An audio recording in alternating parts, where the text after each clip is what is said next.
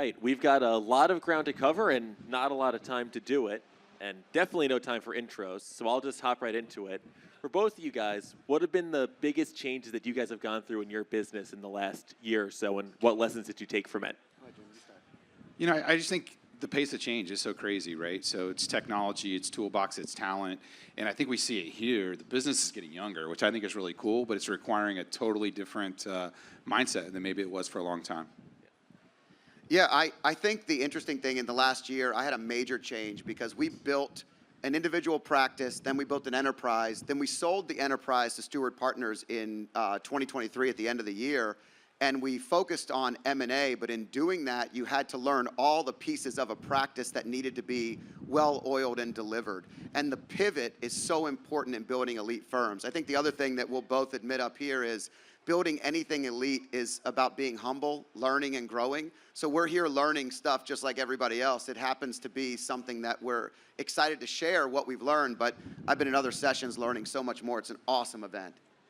So you guys have both spent a lot of time in your career recruiting advisors, hiring advisors. I mean, Jim, I know you spent some time at Merrill, you built Sanctuary, you have a new venture now we can tell people about. What have been, in the years you've had hiring and recruiting, what have been some of the common characteristics that you've seen among effective, talented advisors?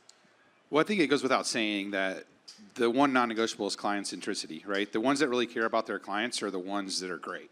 But on top of that, so that's like the starting point. I don't think you can be great without that. But then there's process driven. And so I think in the old days, as I grew up in Merrill, you know, you had these solo advisors and they built these enterprises and they were one man or woman band. And that was like the thing. I think that's dead now. I think it's a business of teams, which is a lot more process and discipline.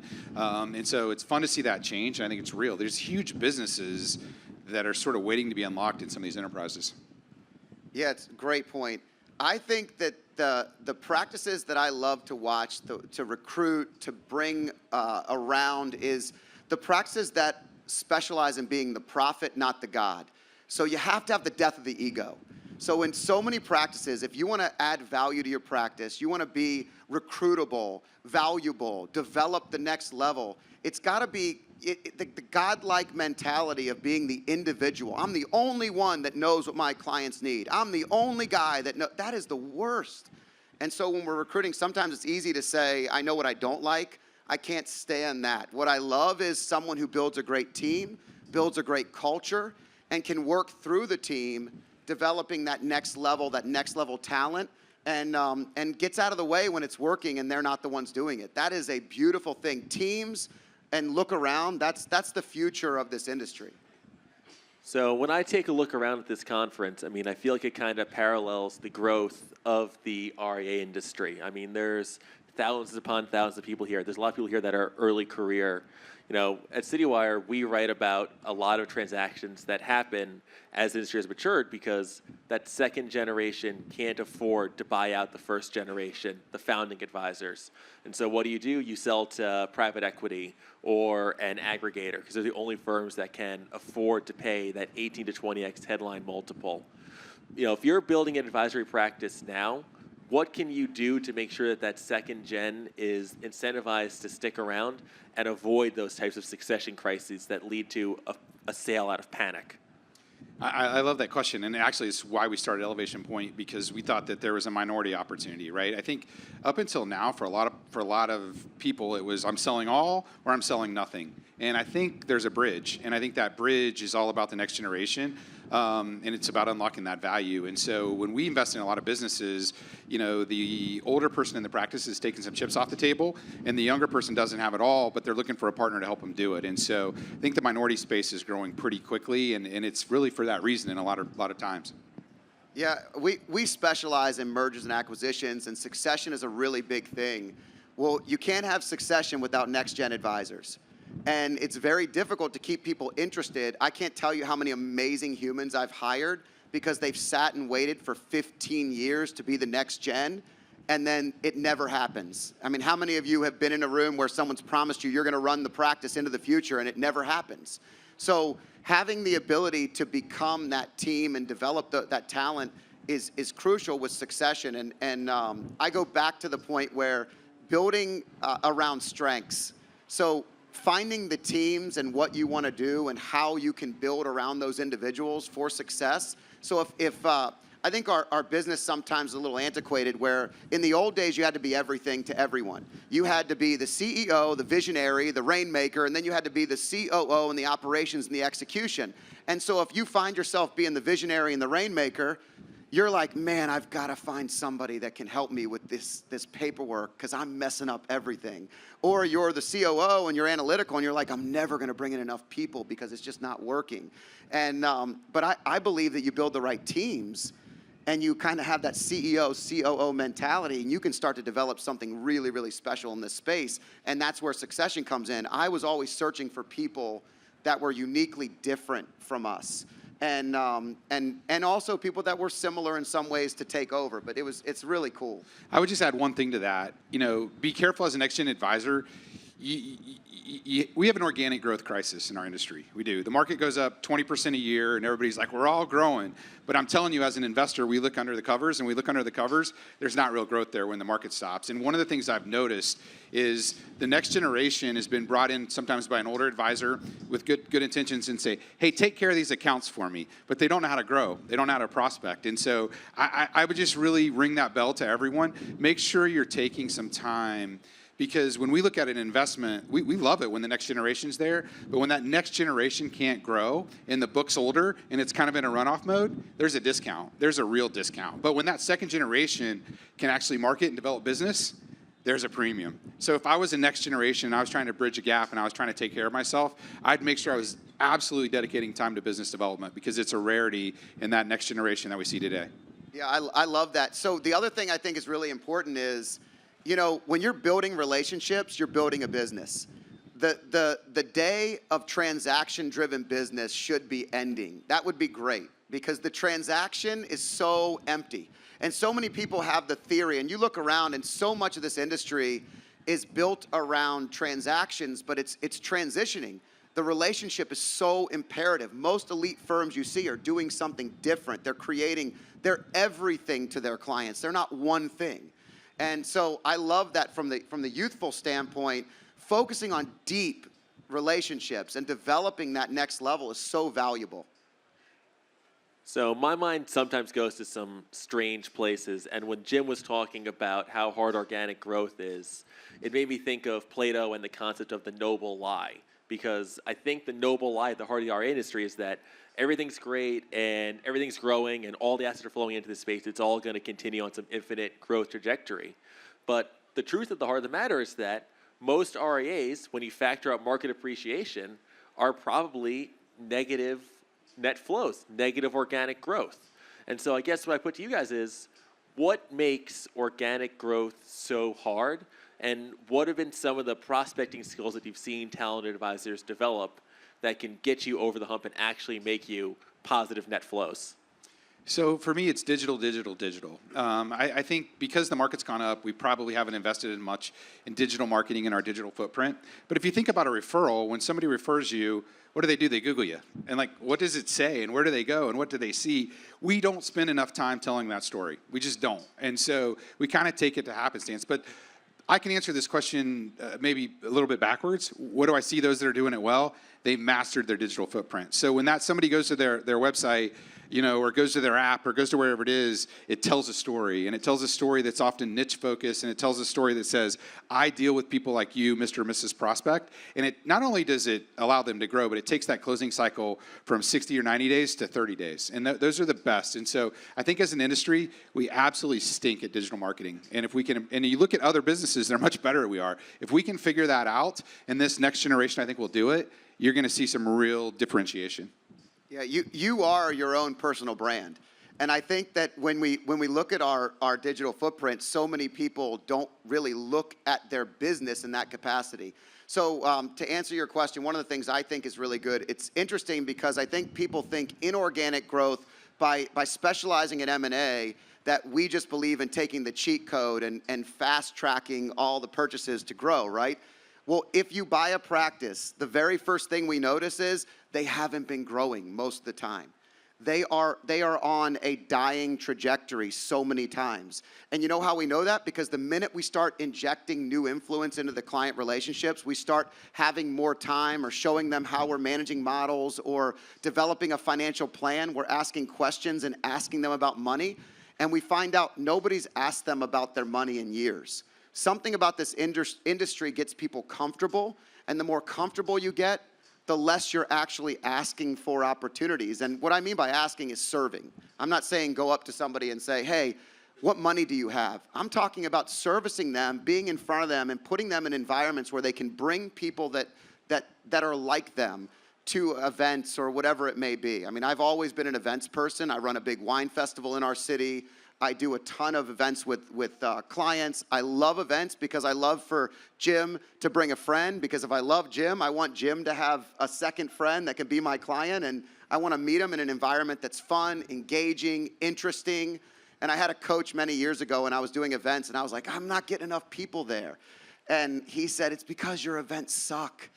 They're boring. They're not fun. And I was like, no, my events are fun. I'm just not selling it well enough. What do I need to do differently? And we started doing things like, one year we did a Valentine's Day event where we added the price of a ticket, and we sent everybody a ticket. So all the women that we do the event for, we actually put the price of the ticket and the elegant, beautiful digital graphic art, and we sent 2 tickets to every single person. Crazy how people did not want to ruin their tickets. They would call me and say, I wasn't able to get rid of my last ticket, or Louise was supposed to come and she can't come.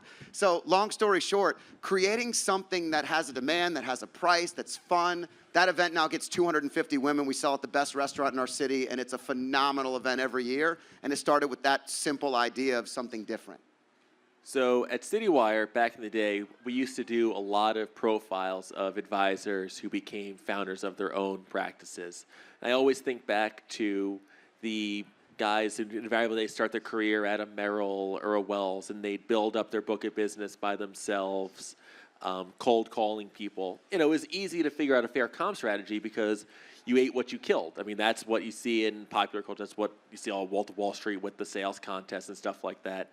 But it's a lot more difficult to figure out compensation when you think about advisors working as a team. Because a lot of the moves that we see now, they're not individual advisors, unless it's come out like a private bank occasionally. It's teams moving into the RIA channel or moving to a different type of hybrid. So how do you think of appropriate equitable compensation for a team of advisors and service associates, and no pun intended, where does equitizing them fit in? Oh, give me the hard one, huh, Jim? That was an easy one. So, first of all, I had a really big challenge with this. So I like to be honest and authentic. When we started Freedom Street Partners, I wanted everybody to be an equity holder immediately. Like, that was my mentality was, oh my God, I got to build a culture where everybody wants to be an owner. And then you start investing your own money, and you're the only one signing the checks, and you're the only one investing to buy the new businesses. And all of a sudden, you're 3 years in, and you're going to attorneys and law firm after law firm trying to develop and build a strategy, and every one of those strategies is falling flat on its face.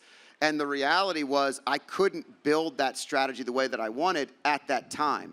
What I did was I really focused on where people could add value. I focused on rewarding those that could add value and continue to develop them as individuals, coaching, culture. And then we eventually built a model where when we merged with the larger company, every single person got equity. And that was a big win. Our next-gen advisors won more than just about anybody else in our transaction last year, and they're very grateful. So I wasn't able to accomplish it the way that I wanted to, and I wish maybe there's a better way, and some of you may know it. And I may figure it out later. But the way I did it was creating strategic partnership and then making sure my next-gen advisors were set up. And that was 7 years into our existence. What happened? Yeah, I would just launched my own firm, and I would just say equity, equity, equity. It matters. And we've built a world-class talented team with a lot of really young, amazing talent that I'm fired up about. And without equity, it doesn't happen. But that doesn't mean you have to give them in the money equity. And so, with profits, interest, and other strategies, slightly out of the money equity is a really powerful tool because it aligns everybody, and everybody gets up in the morning and they're thinking about the same thing. How do I get to this next number? How do I drive through it? And there's great alignment. But it's just interesting because I didn't think I was going to give much equity when we launched Elevation Point. But then I'm in front of this talent that's world-class, young, men and women, and they're like, there's equity, right? And yeah, there's equity, right? And you could, the difference, that generation, it's everything to them. And I think we miss that a lot of times when we, maybe we get a little selfish, but it doesn't have to be in the money. You can set it aspirationally, and when you do that, they'll run through the wall to get there. So we've got just a couple minutes before we open still just minutes here. I think we have some time for questions, but I'll throw one out there. I'll use a little anecdote from my own life is that, when I started writing about the wealth management business, it felt like I was drowning for like 6 months. I had no idea what was happening. I remember my editor-in-chief told me, Ian, go call Rick Edelman. I looked at me and goes, who the hell is Rick Edelman? No idea. But, 6 months in, I was chasing a big deal story, and, stuff kind of finally clicked. I felt like, all right, I knew what was going on here, had the tools I needed to succeed. For you guys in your own career, what was the point at which you felt like you achieved your own kind of personal escape velocity, and what skills had you developed at that point? So for me, it was really, after I left Sanctuary, when I founded Elevation Point, it was like, I'm going to do my own thing. I've got my own principles. I've got my own. I don't care what private capital says. I don't care what private equity says. This is what I stand for. This is who I believe in. And that was the most refreshing and freeing, thing I've ever went through. And I think that when you know who you are, it's much easier to be an investor and to make decisions because it's just, this is who I am, this is what I stand for, and this is how I do it. And there's nothing wrong. I'm not saying private equity is bad. I'm not saying private capital is bad. But it's such a short shot clock that sometimes it pushes you towards decisions and in places you don't want to be. And so for us, it was really about freedom and flexibility. That when I did it 2.0, I was going to do people I like and trusted. And I was going to, as Frank Sinatra would say, I was going to do it my way. And if it didn't work, it would be my fault. But I was going to have that control. Yeah, I think finding your own voice and just what you love and what you're great at is like that special space. So for me, when I started working on the wine festival and doing so many community impact things, I started to see that this career wasn't just a career that was something that was going to make me money. It was something that I was going to change the world. And when I flipped it to a different capacity later, when I started Freedom Street Partners in 2016, I wanted to come out here and change the industry. I wanted to be a part of something bigger than myself. I wanted to see events like this where people are talking about new ideas and impact, and it was relationship-driven advising. And I think just working for something bigger than myself constantly made it so much easier to enjoy the ride. And yeah, you get impatient sometimes, and it's not always easy. To Ian's point, it's definitely hard in the beginning. I'll never forget the first 6 months I was being trained by a guy who was out like 12 months. We were both rookies. We knew nothing. And I was like, man, if I could just be where he's at. And it's so funny that you spend so much time working towards that. But, I'm just the impact thing is so powerful. So we've got 90 seconds left before we get played off the stage like at the Oscars. So really quickly, there's a lot of early career advisors at this conference, a lot of early career advisors in this audience. What's the one thing you'd want them to avoid doing as they build out their own practice? I would say not build a team. I think in the old day, there was single advisors. They did all the prospecting, they did the planning, they did the investment management, and then it came time to sell their practice, and nobody wanted it because when they were gone, there was no value left. And so by building a team and having a diverse skill set across that practice, you're going to create less ego, but so much more value and so much more valuation. Teams. And I would say working with people that you enjoy. So many times in our career, we start to work with someone because there's an opportunity, and it might be a financial opportunity. I think early on, that's something that a lot of advisors do. And then you wake up and you're like, wow, these are my top 20 clients. I need to replicate them. Figuring out a way to build relationships with people that you really love and having that no-jerk policy.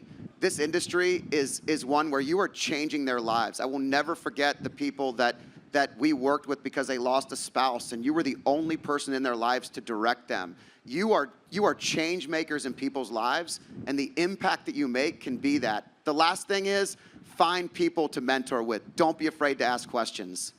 So that clock is hitting triple zeros right now. Thank you guys so much for your attention, and thank you to Jim and Scott for some really insightful stuff. Thank you. Thank you, Ian.